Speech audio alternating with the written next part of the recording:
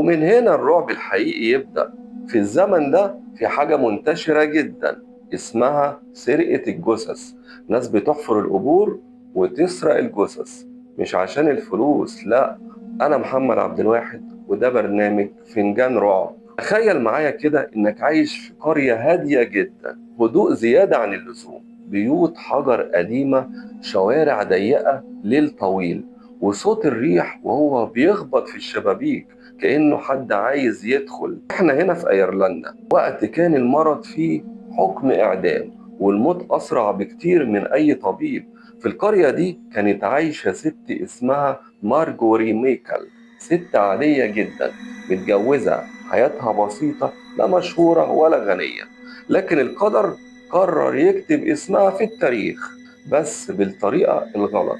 مارجوري في يوم من الأيام تعبت تعب شديد جدا، سخونية وإغماء ورعشة، أعراض كانت معروفة وقتها إنها حمى قاتلة.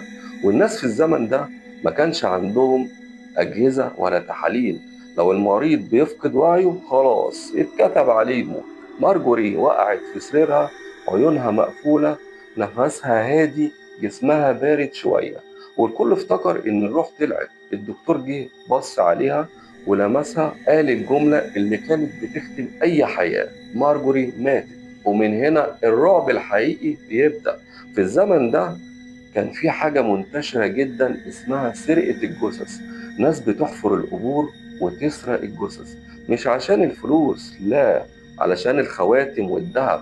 لأن أغلب الستات في القرن ده كانت بتدفن بالخاتم بتاع جوازها، ومفيش قانون يمنع. أهل مارجوري كانوا عارفين الكلام ده وقالوا لأ، مش هتدفن بالخاتم. لكن الزوج قال ده خاتم جوازها، لازم تتحاسب بيه قدام ربنا. واتحسم القرار. جنازة هادية، دفنة سريعة في عز الليل، قبر جديد وتراب اتقفل على الجسد. كان لسه عايش، مارجوري ما كانتش ميتة، دي كانت المفاجأة. كانت في غيبوبة، حالة طبية نادرة، لكن محدش كان يعرف. جوه التابوت الضلمة كاملة، الهواء قليل، والوقت بيمشي ببطء شديد. وفجأة مارجوري فاقت.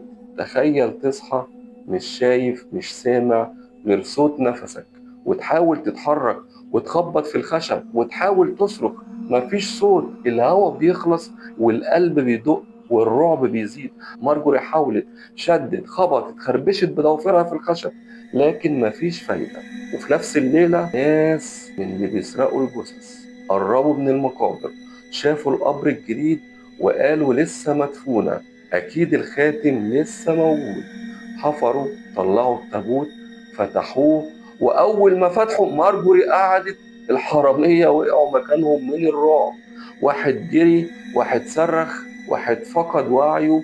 قدامهم ست مدفونة، عيونهم مفتوحة بتنهج، وشعرها منكوش، ووشها شاحب، لكن حية.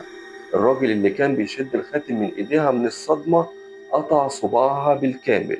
مارجوري صرخت صرخة كسرت سكون المقابر، صرخة طلعت من واحدة راجعة من الموت. سابوها وجريوا، وهي قامت ومشيت لوحدها في الضلمة، راجعة بيتها بلبس الموت اللي كانت لابساه.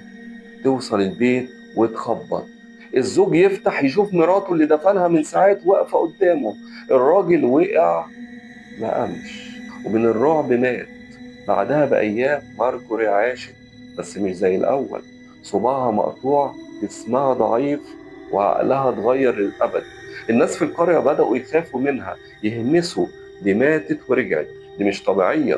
بس مارجوري عاشت واتجوزت تاني وخلفت وعاشت سنين لحد ما ماتت فعلا المرة دي بجد. لكن القصة ما خلصتش. لما اتدفنت كتبوا على قبرها جملة واحدة، جملة مرعبة لسه محفورة لغاية النهاردة: عاشت مرة واتدفنت مرة وماتت مرتين. القبر موجود والناس بتزوره، مش علشان البركة، علشان الرعب. والسؤال اللي بيفضل دايما: مارجوري لما رجعت لوحدها ولا رجع معاها حاجة من تحت التراب؟ وفي روايات تانية بتقول إن كانت بتصحى بالليل تصرخ، تشوف كوابيس، تحلم بالضلمة والخشب والنفس اللي بيخلص. بيقول إن كل بيدفن وهو عايش جزء منه بيفضل هناك. قصة مارجوري مش بس رعب، ده تحذير إنه أسوأ خوف مش الموت، أسوأ خوف إنك تصحى بعد فوات الأوان. لو القصة دي خلتك تشد السماعة أكتر وتكمل النهاية، فأنت مكانك معايا. لو عايز قصص زي دي ابعتلي في التعليقات. والسلام عليكم ورحمة الله وبركاته.